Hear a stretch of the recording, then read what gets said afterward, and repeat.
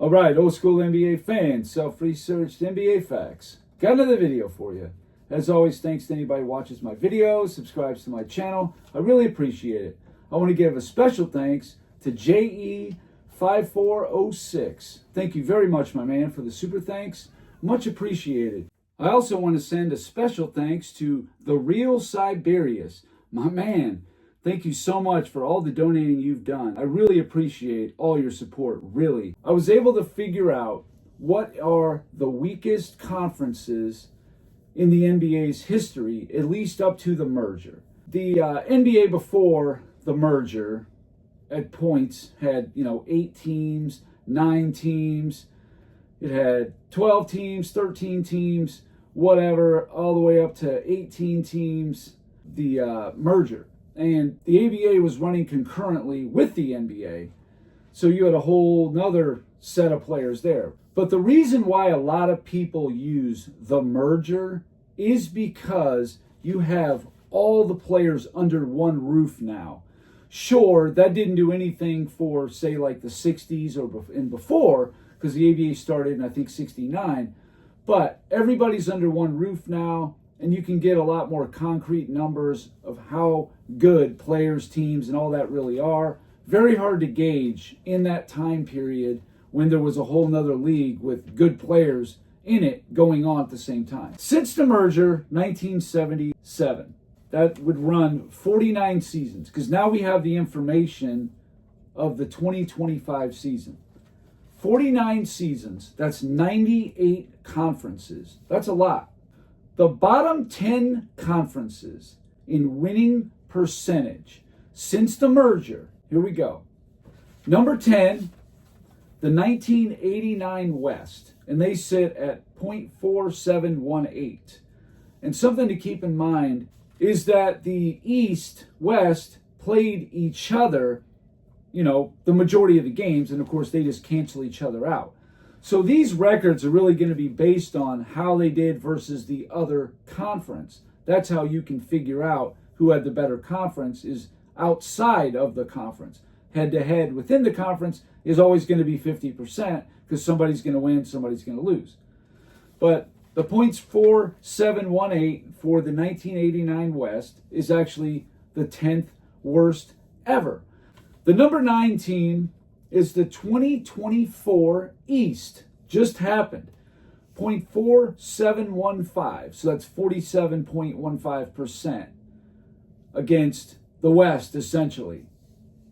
The number 8 weakest conference is the 1979 East. .4714. Makes sense. There was a lot of parity back then, but the West definitely had stronger players in it. Number 7, the 2011 East, .4707. And what I find very funny about that is, of course they're weak. Want to know why? Because they weakened Cleveland and they weakened Toronto when they went and formed a super team. Tied for 5th is the 2015 East, .4691, and 2013 East is .4691. Both of those teams tied for the 5th weakest conference since the merger. The 4th weakest team since the merger, the 2003 East, .4674%. The 3rd weakest was the 2001 East, .4601. The 2nd weakest ever, ironically, was LeBron James's rookie season, .4544. They just drafted Dwayne Wade into the conference, Chris Bosh into the conference, LeBron James into the conference. Still the 2nd weakest conference of all time. And no, Cleveland did not make the playoffs that year. So the worst conference as far as winning percentage since the merger, number 1, is the 2014 East, sitting at .4520. That is the weakest conference by winning percentage since the merger in the last 49 years. I find that extremely fascinating. So that's one aspect, and that just goes to the strength of a team's wins and losses, right? How they did against the other conference, blah, blah, blah. What about conferences that had only 2 or less 50-win teams in it? Let's see. Since the merger, out of 98 conferences, how many do you think there were? Couldn't have been a ton, right? But there are a fair amount. Since the merger, in 1977, the East only had one 50-win team. The 77 West had 2 because of all the parity of bringing all the ABA players into the NBA all under one roof now. It makes a lot of sense that there wasn't a whole lot of top-level teams. There was a lot of parity. It made sense because a lot of the weaker teams got some of the better players, and then just outright the 4 expansion teams essentially from the ABA into the NBA. Doesn't mean that they were bad teams. 1978 East only had 2. The 1978 West had 1. The 79 East had 1, and the 79 West had 2. So the first 3 years after the merger, it makes sense that both conferences had a lot of parity trying to find their footing, to have some teams separate from the pack kind of thing. But that didn't really happen until Bird and Magic got there. And once they did, there wasn't as many at all. 1982, the West had 2. Only 2 50-win teams in the conference. 1984, the West had 1. 1985, the West had 2. 1986, the West had 2. 87, the West had 2. So there's no doubt that the mid-80s West was a pretty weak conference. The 1989 West had made the 10th weakest win percentage ever. And then I just rattled off to you 5 teams in the mid-80s in the West that only had 2 or less 50-win teams in it. The 2002 East had 2. The 2003 East had 1. 2004 East, 2. 2005 East, 2. 2007 East, 2.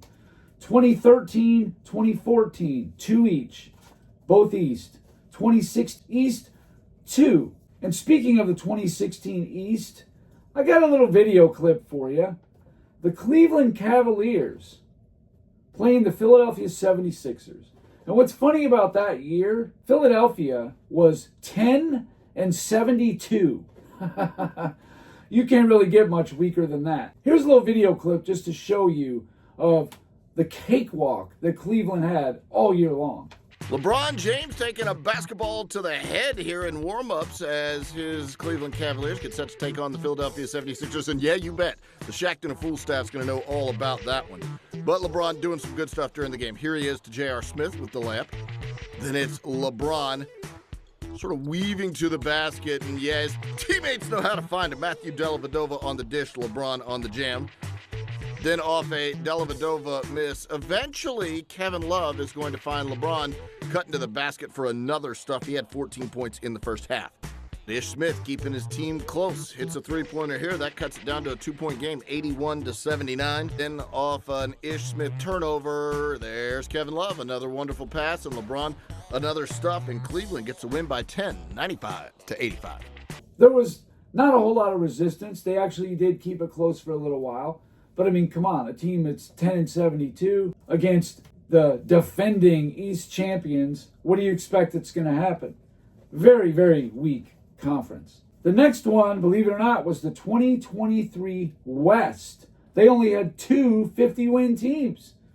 That's the year Denver won it. And they had a very easy time of it. And they didn't even have to play a 50-win team to win the championship. The very last one that's happened was last year in the East. There was only 2 50-win teams in the East. So all told, there's 21 total conferences out of the 98 that had 2 or less 50-win teams since the merger. So that's about 1 out of every 5 conferences. You got one that's only got 2 or less. So this isn't a super common thing. Semi-common. So LeBron James played in 7 of the 21 conferences with 2 or less 50-win teams since the merger. And if you look at the weakest 10 conferences in winning percentage since the merger, out of the 98 conferences, he was in there in the 2011 East, the 2015 East, the 2013 East, the 2004 East, and of course, the 2014 East. That's 5 of the 10 weakest. But actually, it's 5 of the 7 weakest conferences ever LeBron James played in. 5 of the 7 weakest ever when it comes to winning percentage. And then when it comes to 50-win teams, he's been in 7 of the 21, 1/3 of the weakest conferences as far as 50-win teams in it. And the last thing is, what about All-NBAs? There's been a few that had only 3 in the first 2 teams. I didn't do with a third team because that doesn't translate. From 1977 to 1988, those 12 seasons, there was only 2 teams of All-NBA. So I just kept that. In 1994, which I find to be hilarious, because this is the year that people prove Jordan really wasn't that great, because the Bulls only won 2 less games without him. With no contacts, no anything. They will not mention the players that were added on the Bulls or all the players who got injured, retired, and even died in the conference in that season. But you need to look no further than the first 2 All-NBA teams, first and second team in 1994. You know how many players were from the East? 1. You know who it was? Scottie Pippen. So of the top 10 players in the NBA, Scottie Pippen was the only one. So the Bulls didn't even have to play a top 10 player in the NBA, according to the voters. Not one. It's like that for the 94 Bulls. But of course, that's never going to get mentioned by the Nick Wrights, people like that. So the other really weak when it comes to All-NBA. Now there's a bunch that only had 3 in the East from as far as first and second team. I mean, you got 2000, 2002, 2007, 08, 10, 2012. There was only 2 players in the first and second team All-NBA. Just 2. One of them was LeBron James. So we only had one other guy in the whole conference that was either first or second team All-NBA. Same thing with 2013, 2. 2014, 2. 2015, 2. 2016, only him. That's what I'm talking about. The 2017, there was 3 because Giannis had made it now. I think the other one might have been like DeMar DeRozan or something. The 2020 East only had 2 also. That's pretty much it. 1989, what's funny about that year is there actually was a lot of All-NBA players from the West in 89. But for number 10 is the weakest conference since the merger. In 1989, Cleveland was the number 1 net rated team. They were tied for the second best record in the NBA, but they were second in their own division. That's how stacked that division was. Atlanta Hawks, they were 3rd in the Central in 1989. They would have been first in the Atlantic Division or the Midwest Division. Of the 4 divisions, Atlanta would have been first in 2 of them, but instead they were 3rd in the Central because of how stacked it was. And that's why I say the 89 Bulls actually getting to the Eastern Conference Finals was a historic run. It just was. As you can see, this is absolute proof. Like, what more do you want to know about? The least amount of All-NBA players, the worst winning percentage, the least amount of 50-win teams. He played in the vast majority of this stuff.